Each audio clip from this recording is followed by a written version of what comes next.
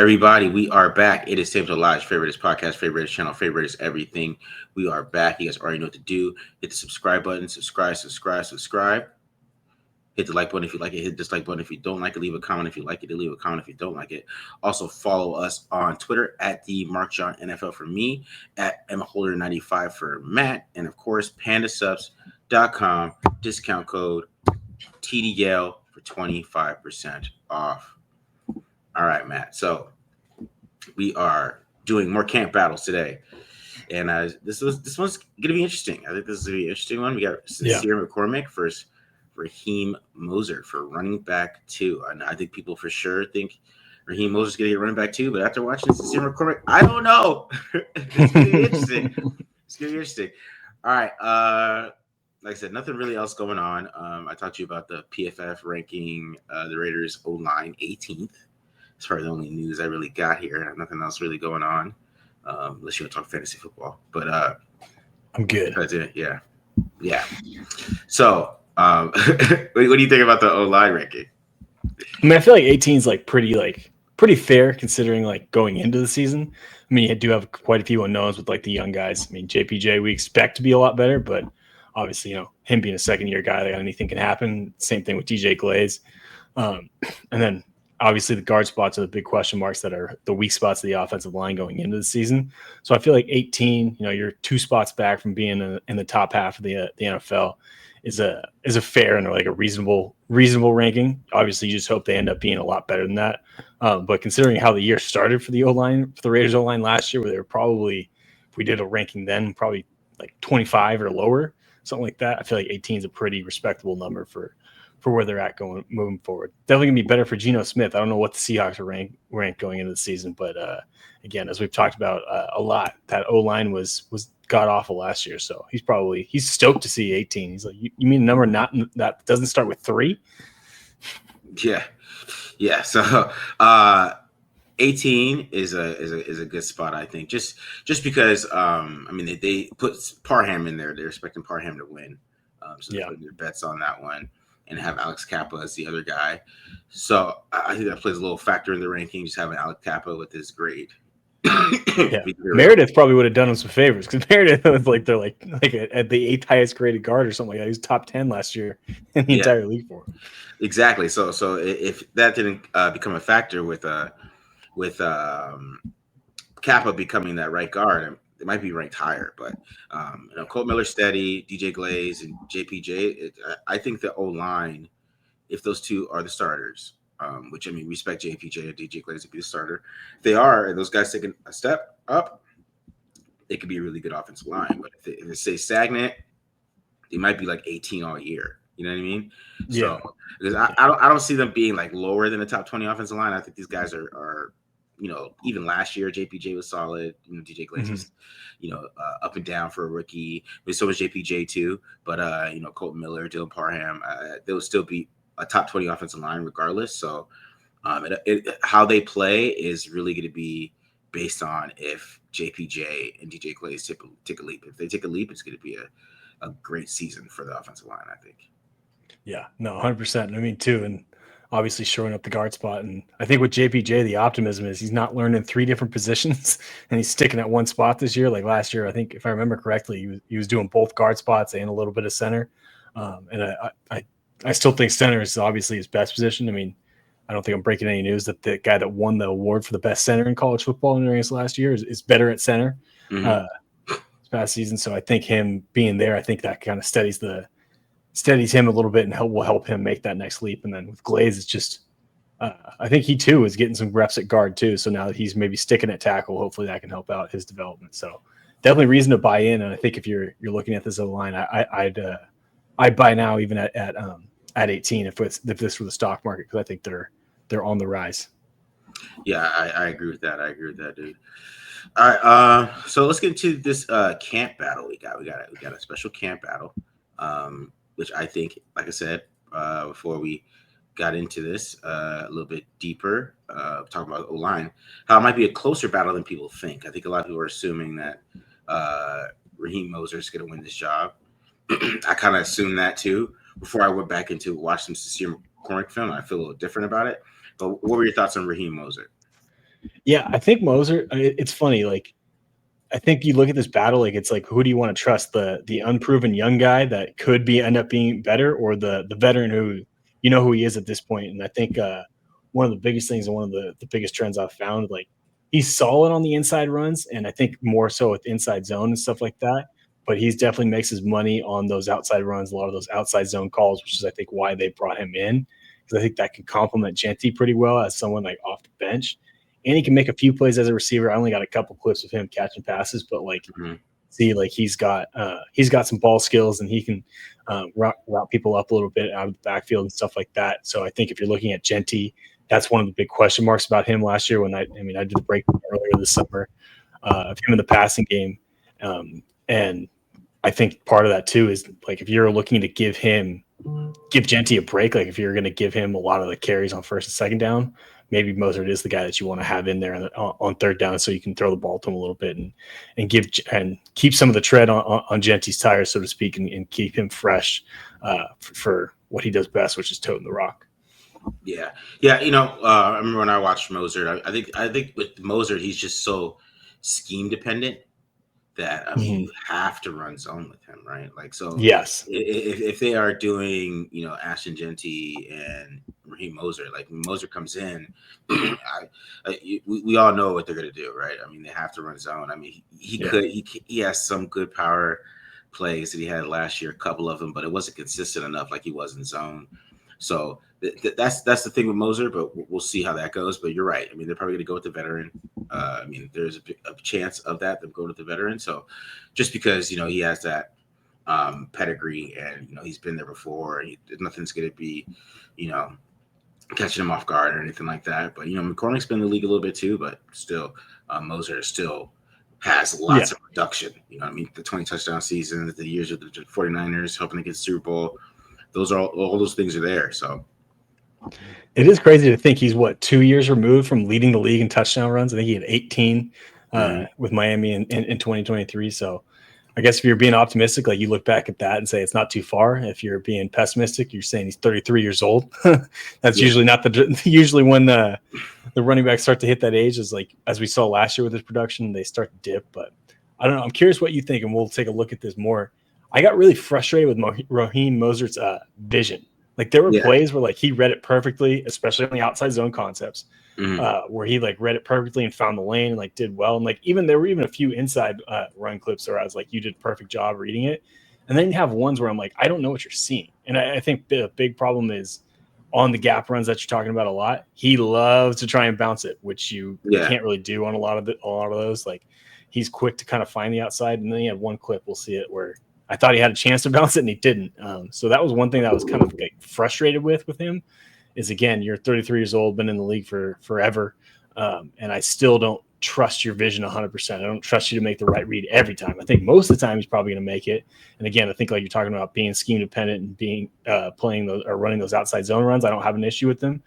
But if you want to be versatile in the running game, like I think Chip Kelly does, then that's where I get a little bit of the issue is I just don't 100% trust him, which again, for a guy that's been around as long as he has, you'd hope he would have had that like locked down and cleaned up by now. Yeah. I mean, the only thing that's driving Raheem Moser is that he's mad at Mike McDaniel. So besides that, yes, he's got some motivation. But you're right, man. It's just a guy who's just really scheme dependent, really, and it's still not even like the best at that scheme at this point with his age. So yeah, it's a little bit of that. So with Sincere McCormick though, when I went back, I forgot how good he played when he did play. It kind of shocked me a little bit because I was like, we kind of just he got hurt. I think like week 14 or something. He got hurt pretty early. Yeah, and we kind of just like forgot about it. You know what I mean? We just stopped talking about it. Didn't really kind of get into what he could be next year, or anything like that. We kind of just tossed him to the side. And I just think he just runs the football so well. Like he's a great runner of the football, right? They really didn't throw the ball to him, but he did have some instances where he was what I would say blocking. He has some pretty good blocking reps, like he did against the Bucks. But it was just that thought process of just how well he ran the football it's just going to be hard. Because I mean, he always had great preseasons. I mean, he's going to have another one, right? Yeah. I mean, it's been pretty consistent with him from as a preseason player. I mean, that's why he's always been basically like a fan favorite. Fans wanted to see him play on Sunday. They just want to see what it looked like. We've been seeing it for like 2 years in the preseason. They want to see it finally, and we got to last year. And like I said, looked pretty well. It's great. It's a difference. Yeah, he has great vision. He has great jump cuts. He's not the fastest guy in the world. That's a little bit of part of it, but I like how he definitely runs low, and he what I would say gets a low center of gravity where he can keep his legs moving. He's hard to take down sometimes in the hole, and like he's the type of guy too that can take something that looked like a 3-yard loss and turn it into a 2-yard run. And I think that's some positives for him. And, who knows, what we've been thinking if he finished the year. We might have even been like they're going to draft Mason Graham. Ashton Jet, you don't need Ashton Jet. You got Sincere McCormick. They still probably would have drafted Ashton Jet anyways. But, it would have been a different conversation for us if he finished the year. It would have been the Zamir White effect all over again. Mm-hmm. Yeah, exactly. No, it is funny though. Like you talk about, like we forget about Sincere McCormick. Like I also feel like the other end of the spectrum was like the running back situation was so bad last year.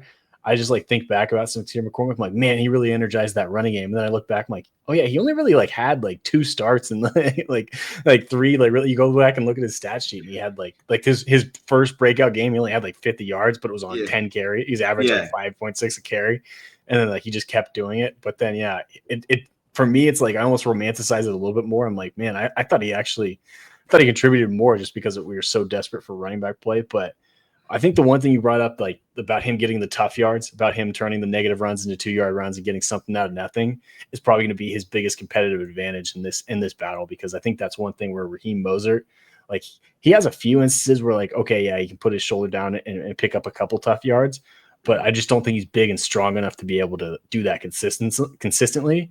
Whereas Raheem Moser, man, that guy's built like a bowling ball. You talk about him being having low center of gravity. It helps when you're 5'8" and like 225. Like, he's a tough dude to bring down, and I think that kind of like his ability to run behind his pads was fun to watch last year, and I think will be his biggest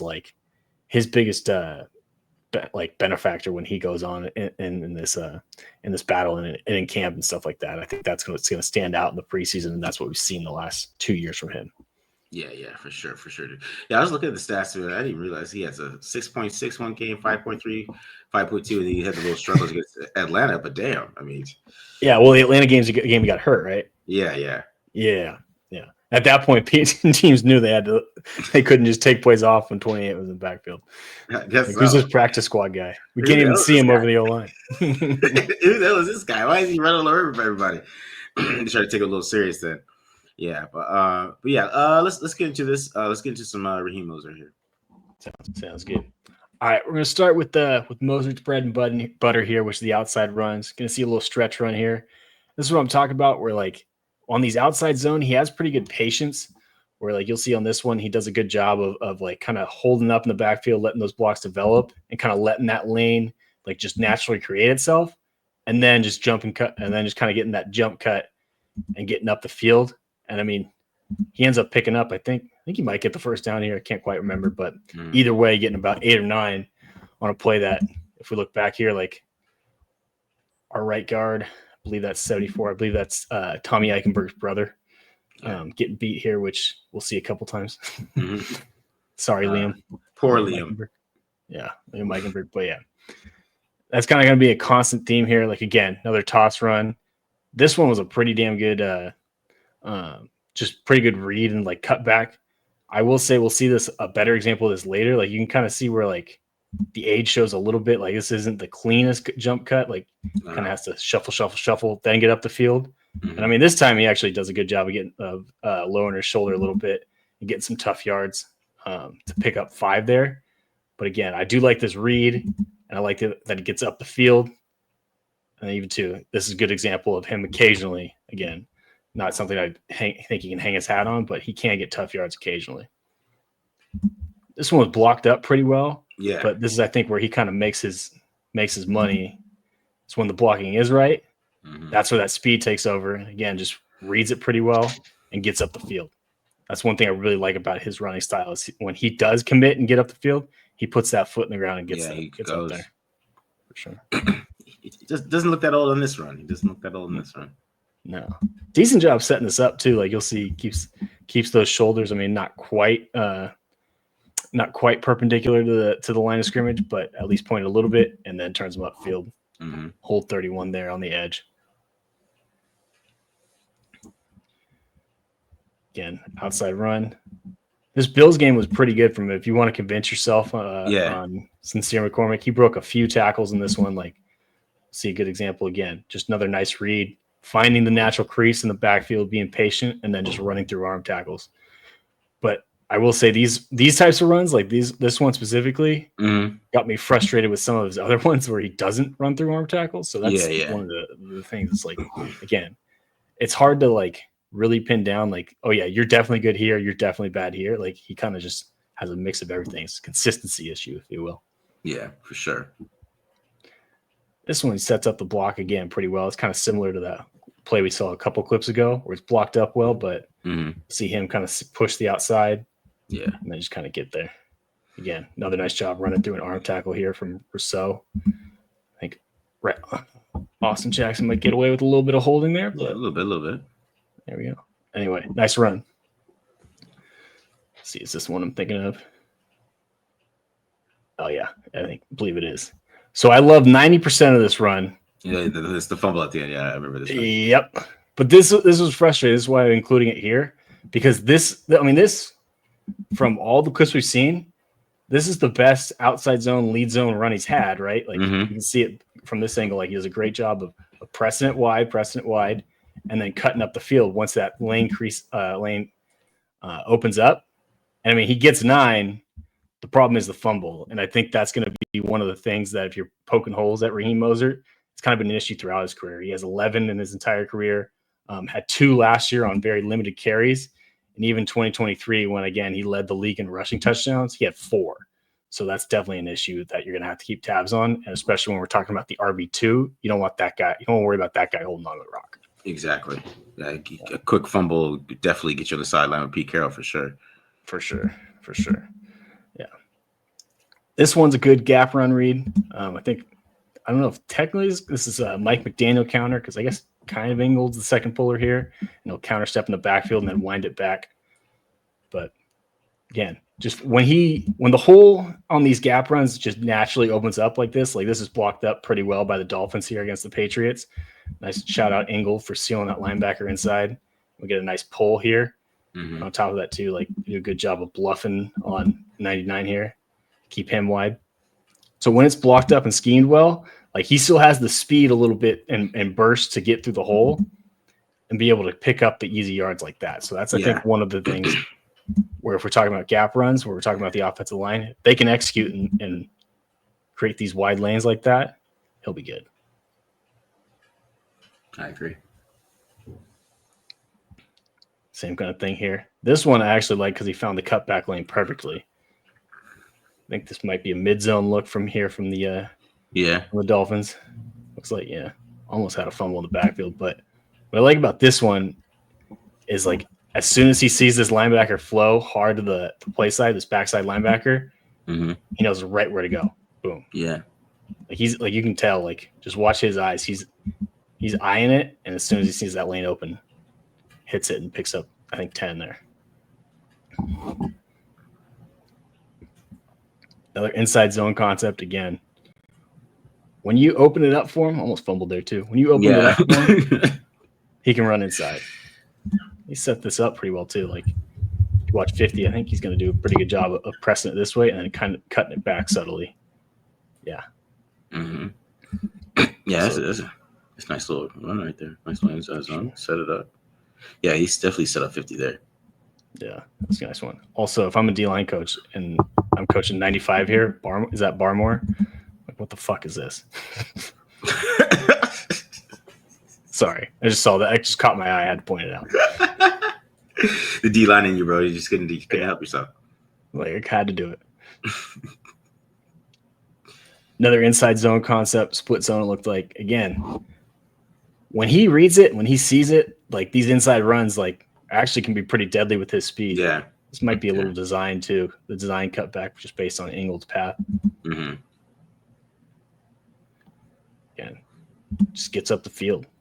That's what I like about him. He's a decisive runner and just gets north-south. You can tell why he thrives in the Shanahan one-cut system. Yeah.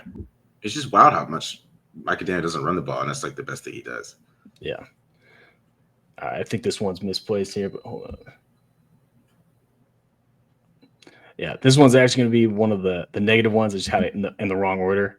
And this is what's somewhat what I'm talking about with his vision.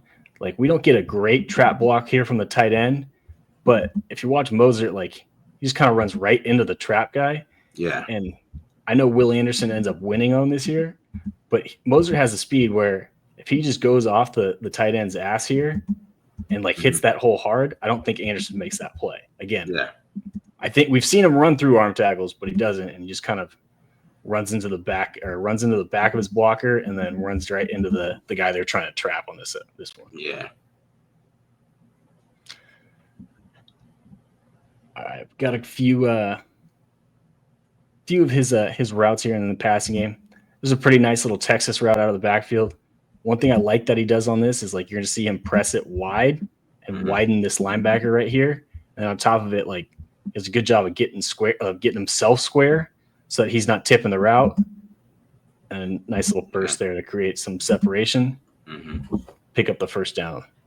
For me, like just what I've seen in Genty in the passing game, I don't know if I trust him on this just yet, and he could prove me wrong, and I hope he does. But this is one spot where if you want to give that guy a break, if you want to give your workhorse back a break, maybe bring in Moser to do those things. Yeah, he can do. Yeah, that's a good point. Man, I got this all out of whack. You're good. This is the one I was talking about. I think where he bounces it a little bit too quick. You can see it here from the end zone or the sideline view. Like, to me, the lane is right here. But he wants to bounce it because that's just his instinct. Like, you can even see, like, yeah, we don't get a good block on the puller here, but that's enough where I think he can still run through an arm tackle and be able to pick up the first when we only need, 5 or 6 yards? I mean, it's second down too, so even if he gets 4 there, we'll live with that. But instead, he just tries to bounce it. And that, I mean, Tyreek Hill had a decent block there, but because he bounces it, he can't. Hill can't sustain it, and the guy ends up making the play. 25 ends up making the play. So instead of being a 4 or 5 yard gain, or maybe even pick up the first, it ends up just being a 2 because we're not where we're supposed to be. Let's see which one we got here. There's another one too where I felt like he kind of could have bounced this one maybe a little bit further. Yeah. Or maybe even tried to cut it back, but just kind of running into tackles, running into some defensive alignment, which. Yeah, that was a weird one. That was a weird one, to be honest, because like if you go back real quick.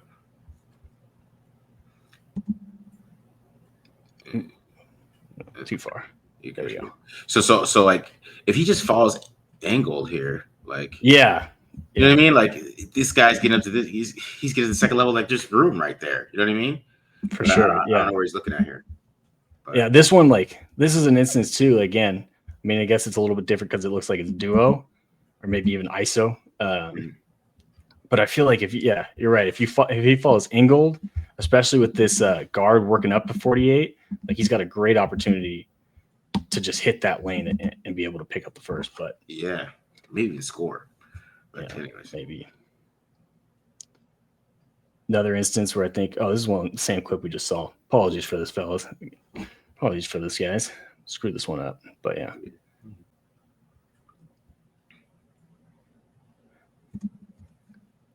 All right. This is the one too where I was talking about the intro where I just feel like he can bounce this. Like this is the instance. Like we've seen several occurrences where he bounced it when he shouldn't.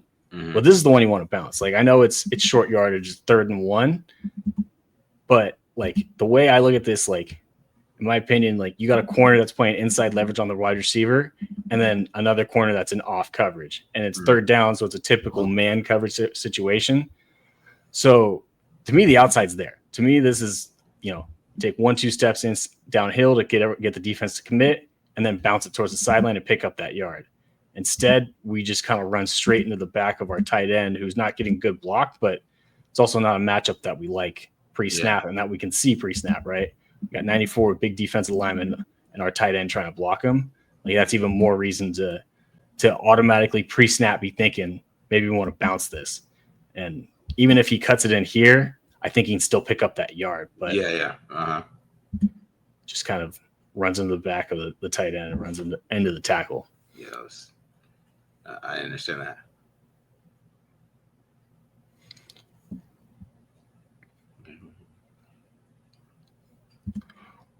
One more too. I just feel like with him, like, part of it, I think this one isn't blocked up well. But if we watch how these linebackers play this and from the end zone view, like, just watch these three guys, especially 20 here. One of the things that for me, like, if I'm coaching him up and trying to read this play, once he sees all three linebackers flow hard to the play side like this, I mean, 20 is committed to the play side. And so is Henry To'o, number 39 here. But his eyes just immediately go outside. And I mean, we don't even see this cutback lane. Like, you'll see 76 does a great job of getting up to the second level.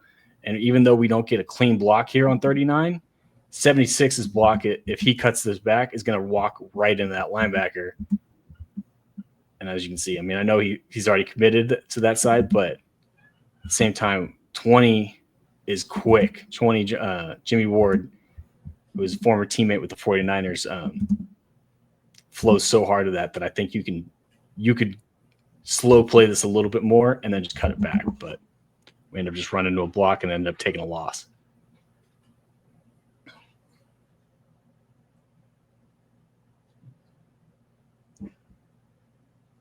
This is the one I was talking about with this jump cut. I actually like this read a lot because unlike in the other one where we had that corner inside, with Will Anderson being this wide, like, we're never going to get to the outside. This offensive tackle is never going to be able to execute that reach block. So he's right to jump cut it. The problem is, I think this is where you see his age a little bit, because this is a hell of a combo block with 55 here and 74. But he just can't quite go from having his shoulders turned to cutting straight up the field. Like, you see, he has to take those two hops. And now Anderson does a great job of defeating the block. Yeah, but I don't think he makes that tackle with the running back who's 26, spry and has good jump cut. He's 26. Who's 26 exactly. So Will Anderson's a freak, by the way. he is a monster. Again, I don't blame Moser that much on that one, but I do think a younger back, or probably a few years ago, maybe a few knee injuries ago, he probably ends up making that cut and getting up the field. But yeah, I agree with you on that, because that's the thing. I mean, I think Sincere McCormick's not the best in short yardage, but he's better than that. And because some of the clips I was going to show on him are kind of the weaknesses is more on in short yardage. But Raheem Moser, he was more just not really doing anything at all. So it was bad. Yeah, it was bad there. But yeah, if he's the type of guy, because to me, what they got to decide here, right, is like Ashton Jetty's probably to get most of the short yardage carries, anyways, right? It's more about like who's going to get us that 5 yards per carry every touch, and that's kind of what you have to think about with this was backup running back job, and it could be Moser, but I mean they have to be really good at the offensive line, right? I mean they have to have a great offensive line. I think the Dolphins had a pretty good offensive line when he had that 20 touchdowns, like Robert Hunt, who got paid a whole bunch of money. Yeah. Some of the other guys, right? Like Armstead, right? They had turned on Armstead. Yeah. Yeah. So Brewer the center. Yeah, Brewer the center. Yeah.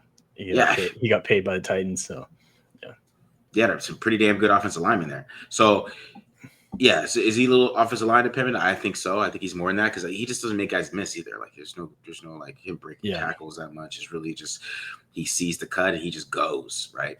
And it's not really him doing too much after that. So he's fully offensive line dependent. And I mean, with the Niners, it was a Trent Williams and like McGlinchey and all those guys over there when they're playing pretty well. So kind of the same thing. he's gonna be so offensive line dependent. You got to see what happens with that. Yeah, for sure, 100% agree. All right, dude. Let's do some Sincere McCormick. All right, so I try to put this in order a little bit with like zone runs and power runs. So if I mess it up, just hit me. You know, see what you want to say in the comments. All right. So here's what it kind of looked like. It looks like kind of split zone here in my opinion, right? Just because where he's going, right? What I like about this run from McCormick, as you see it here, is just the patience to wait for it to open up here. Like maybe you could make the case that right here he could maybe cut it back, but I think by the time that is closing up, and you can see how Cansey, who was just destroying Meredith all game, I just want to point that out. Cansey was rough. He had a rough game with Meredith had a rough game here. So Meredith could do a good job of recovering and getting back to this block and not allow him to make this tackle.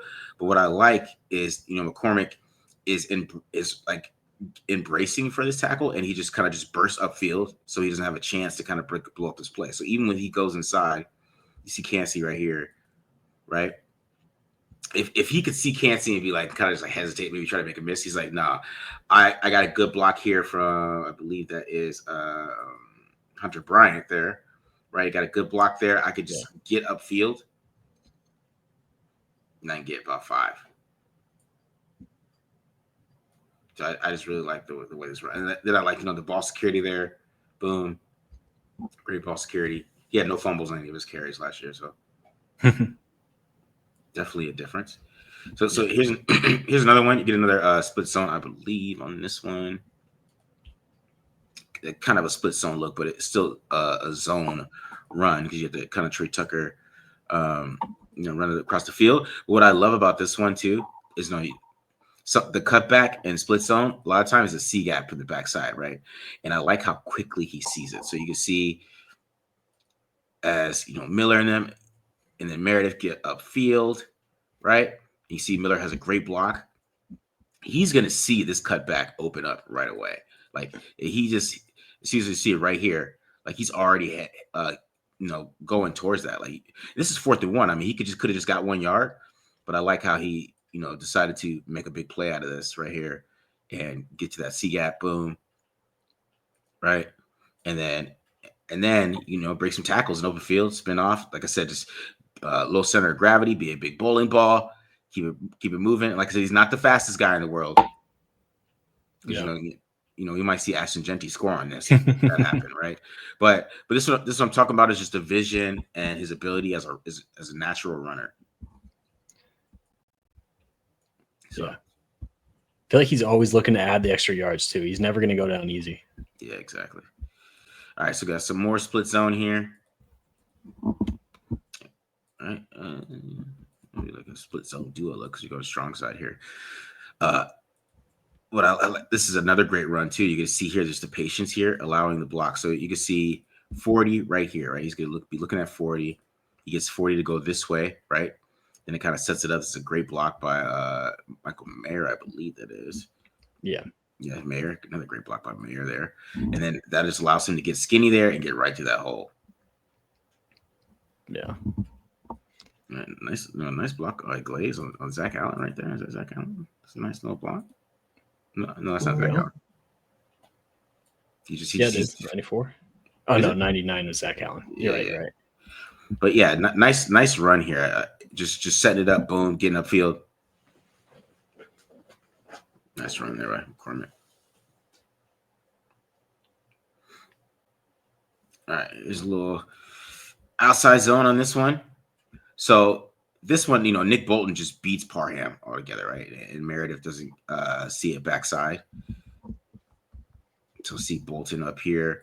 He's going to just beat Parham to the spot, right? He sees the outside zone. Meredith, I think Meredith goes too far here, in my opinion, a little bit. I think he's just he's trying to get up to 23, but he doesn't get there, right? Yeah. And, maybe you could expect Mayer to get him or Miller, but they kind of double team those two guys, but they do a good job. They push him back into 23. But Bolton is 1-on-1. He should be able to make this tackle, right? It's Nick Bolton is one of the best tacklers in the league. He just gets a mean stiff arm from McCormick here. Throw him on the ground. Let's go. right? Yeah. Yeah, because This Bolton makes that tackle more times than not, for sure. exactly. I was like, oh man, I forgot about your game, man. I forgot. So, which, I was unfamiliar with your game. yeah, I'm familiar with your game. Yes. I'm back, But yeah, I mean, but that's what I'm saying. Like, it's good vision because he is taking the right route. He's getting outside here, but you save Parham right there. Parham's like, oh no, my bad, dog. He's like, oh, okay, that's good. Good play, good play. All right, next one. This was more mid zone in my opinion. But let's see here. But what I like about this one is him finding this cutback. Okay, so Yeah. you're gonna see 54 and 32 here. I mean, 54 is going to fully overcommit. So you see this kind of overcommitment, and Parham does a good job of just kind of pushing him, right? Yeah. And then it's a good block by Meredith too, right there. And what you can kind of see here is just the pace he runs at. He's taking his time, reading it. You see Justin Reed kind of falling over there because that's a little bit of McCormick. You see McCormick looking at Reed, boom, get the cutback. It's a nice run there. And this might be, I mean, this rep might be the difference in the position battle right here, because it's pretty similar. It's not quite the same as that one I was talking about earlier with Ingold, where we both mentioned he should have followed him and cut that back. Like McCormick does it perfectly here. Like exactly. Moser in that same or very similar ran right into the tackle. Yeah, he finds the lane. Yeah, he has great vision, man. Like I said, he's just a natural damn runner. It's crazy. All right. So here's another good run against the Broncos. This one's just pure power. So he gets the power runs here. Little power. Little pull in here with Michael Mayer. Counter. And what I like about this one, too, is just, not playing around. Like with power runs, you don't play around. Like he's patient here, right? He gets to the hole. Of course, Miller just destroys this guy. Like, I don't know if you've seen that, man. Oof. Yeah. Yeah, a little help from Meredith there. But Mayer has a good block. And of course, this guy is free. And, maybe you can make the case, maybe you can try to cut back here or something like that. But I think he does a good job just going forward, getting your head down. You get about 7 or 8 yards here. As a side note, who's that at fullback? Is that Moaga? Yeah, yes, Moaga, I think. That's right. Forgot they played him at fullback last year. They needed some fullback, I guess. Scott Turner here. They think of something. Yeah. All right. Another one against the Chiefs here is another as a power run, which, I mean, not as much power, but this was an interesting, like they'd have Parham pull and then glaze down block, but it looks like everybody else is doing zone reps here. And what I like here, too, is just send it up, right? Make sure that 54 stays here and gets that block. You can see his eyes. So take it back a little bit. You see his eyes looking at 54. 54 is staying outside, and then he cuts it upfield, and you get good blocks from everybody else. It's a great block from Meredith. Meredith is a great reach block here. He's just fully up there, right? That's beautiful. It's a great block, and then, that kind of blocks Tranquil coming from the backside. I think that was Chanel. But then he breaks that tackle and gets even more yards. Mayer with a pancake? Yeah, you see Michael Mayer with the a little trip, but yeah. Nice finish. Mayer was blocking. He came back blocking when I was watching this. Nice. Yeah, that's a good run there. I just like how he set that up, though. Yeah, it's beautiful. All right, here's another run against the Broncos. Another counter here. And this one I just love because you see him just get perfect. This is like a power run. This is like textbook, right? Yeah. What's that 5 yards in a cloud of dust? Is that the saying? Yeah. Right? That's exactly what this is right now. Yeah, you get a good block from Bowers, great block from Meredith here. But what I like is, like I said, he's a low center of gravity. He's a short guy, right? He's able to kind of just get low here, get skinny in this hole. Like, this is not a big hole, guys. This is not big. And he's able to just keep his legs driving, turn that into 12, 13. Yeah. 13 yards in a cloud of dust. Yeah. Right? 13 yards in a cloud of dust. That's beautiful. This is what I like about him, man. It's just he's just such a natural runner that I just feel like in preseason it's going to be hard unless they just put Moser in there. Like, regardless, it's going to be hard to keep him off the field early on. All right, So here's another one. I just like this one. So we get some more power here. A little more counter on this one. Right. And what I like about this one is that, JPJ gets beat by Vita Vea there right here. See, he's getting beat, right? He's holding on for dear life. This might be holding here. I don't think he gets it. But what I like, as you see here, is like the nice little jump cut here, right? So really nowhere for him to go. He sees Vita Vea. He has a nice little jump cut there. Boom, right there. Still holding on to the ball. Good ball protection. Boom, you get 6. We were just watching Moser. I mean, Moser might just run into Vita Vea right there. You know what I mean? Yeah, Moser's not making a jump cut like this. That's nice. That is nice running to the football.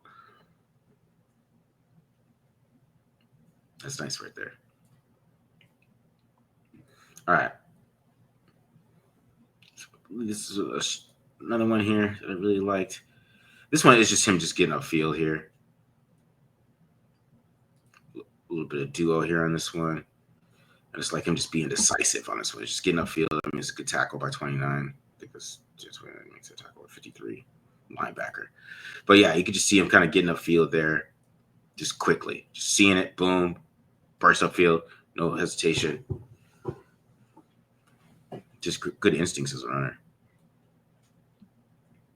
There's another one on the toss.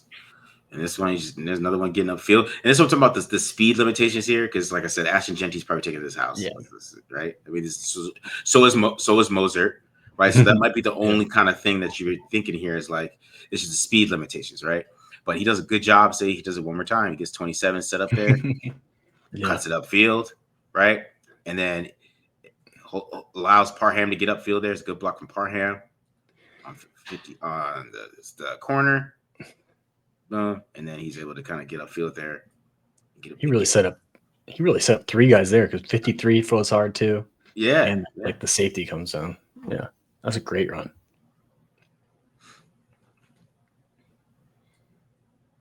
All right. Into more of these. So here's one where he doesn't get a lot of yards, but this is what I'm talking about. He's got 90 right here in his face. I don't know what Jordan Meredith is showing on tape in this game, but these guys kept doing the same move. But this is what I'm talking about, like him just kind of, this could be a 3-yard loss, but he's able to kind of jump cut and at least get back in line of scrimmage. Yeah. I still think it's a good run here. Get it, you didn't lose yards, it's not a negative run. You just got back to the line of scrimmage here. Especially with a free guy right in your face right away. And I think just there is some limitations here when he's running up close. Like also, I hate running outside. Running outside zone in the goal line is the stupidest thing. It's so stupid. I just don't understand. Like this is man football. This is when we get the 1910s. We play man football at the goal line. Yeah. All right. But you see here, like, maybe he could have been more patient here on this zone. But like I said, it's goal line, so it's harder. But like maybe he could have waited, got a cutback, and then he can maybe hit behind Glaze. But this guy's coming. It's just really hard run from here. But I do like how he just kind of fought through this a little bit. But I just hate running zone down there. All right. So as a receiver, there wasn't really much. I mean, just this little screen pass right here. I mean, you know what I'm saying? Nice little catch. Get upfield there, Yeah. Set up some blocks. It wasn't too much there. It's just, I mean, they only threw him the ball like a couple times. He never really ran a route, I would say. So that's the thing. So it is a little bit of that. So here's him blocking though, which I did think he did a good job against his Bucks game. Where he got a chance to block here, where they actually, this is kind of the first game where they like trusted him to play running back. You know what I mean? So I really like how he helped Brian here. Brian looks like he's about to lose, but he comes here and makes a good block there. Good, stays low. Boom, gets a nice little block there. Allows O'Connell to go get hurt. Watching O'Connell trying to run is painful. Sorry, Aiden, but this is not exactly just throw it away, bro. Throw it away. All right. So and this is another good block. This is the last one I got, but this is a good block here in my opinion, just because I love how he scans. You can see him scan before the snap here. You can watch his head, watch him scan. Look where he knows somebody's coming. It's third down. It's top ball. Somebody's coming, right? Yeah. And he does a good job of just stepping up right here and going against Levante David and just allowing kind of get this ball off. And of course, Bowers makes a nice one-handed catch, but I just like that. Just especially since he hasn't really been doing that during his career. It was impressive to see him kind of be able to know where to block and those type of things. But yeah, man, that's why I'm like, this is not as close as we think it might be because just NFL coaches are so veteran-y. That's a word I made up, veteran-y. But I like it. That's what they are. And it's just not that close to me, man. He's just so natural of a runner. Pete Carroll believes in competition, right? And if Pete Carroll sticks to his word, man, it's going to be hard for Moser to keep him off. If he comes back healthy and he's running really well. I know Hondo Carpenter was talking to him about him a lot, but I don't know. It's hard to tell really in camp until they get the pads on. But like I said, he's going to play. That's the thing. We know he's going to play in the preseason. This is really not. We don't know if some of the other guys are going to play. Maybe Moser does play, but we know Sincere McCormick's going to play in the preseason versus Mika White. So and to me, that's not even going to be close. I'm like, even think about that. But and I think that's going to be something interesting to watch. Is how much do they play Raheem Moser in the preseason? Because if he's getting quite a bit of run, especially being a veteran guy and again being 33 and having some injury history in the past. Like if he's playing in the preseason, that means it is a legit battle. Like this coaching staff really does want to evaluate these two guys. But like you said, McCormack is going to be getting some run in August. It's just a matter of, are they going to hand the job to Raheem Moser and just kind of like let him be the veteran in the preseason and not really have to go out there and kind of earn it? Or are they going to be the competitor? Or are they going to keep the competition going and make him go out there and kind of earn the job? Because I mean, what we saw there, again, Raheem Moser at the fine back, but McCormack was pretty damn good last year. And I think the only two reasons why I think why Raheem Moser would win the job is because of the pass catching and the speed. That just brings a little bit something different. I mean, I guess Genty has speed, so I shouldn't even say that. But I think the pass catching and the route running is probably where he has the advantage. But everything else, I think, favors McCormack at this stage. Everything in the running game favors McCormack, and I don't think Raheem Moser is a bad pass blocker. He actually had a few reps that I thought were like decent. They just weren't worth including. But McCormack is definitely thicker and stronger and better, and I trust him more. Like Raheem Moser just kind of gets in the way, if you will, rather than like if Levante David's coming full speed in the A gap, I trust Sincere McCormick a little bit more than I trust Raheem Moser. But for sure, dude. Yeah, I agree, man. All right, so hit the subscribe button, guys. Subscribe. Hope you guys enjoyed this episode. We're gonna keep the camp battles going until camp. We got we're pretty close, man. We're getting close to camp and football season starting. We get to talk about real football, guys. Real football is coming. It's happening. Just you're blinking. It's September 9th, guys. I'm telling you. All right. So we are out of here. Like I said, hit the subscribe button, guys. Hope you guys enjoyed this. Peace.